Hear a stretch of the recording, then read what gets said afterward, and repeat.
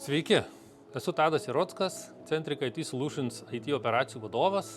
Mūsų įmonė padeda įmonėms skaitmenizuoti jų verslo procesus.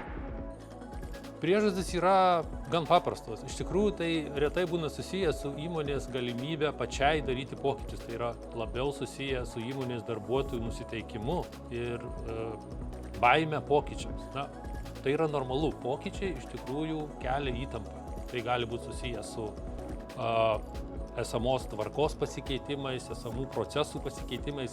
Būna atveju, kai žmonės paprasčiausiai bijo dėl savo darbo vietos, kai skaitmenizavimas galbūt jie galvoja juos pilnai pakeis, kas būna iš tikrųjų labai retai.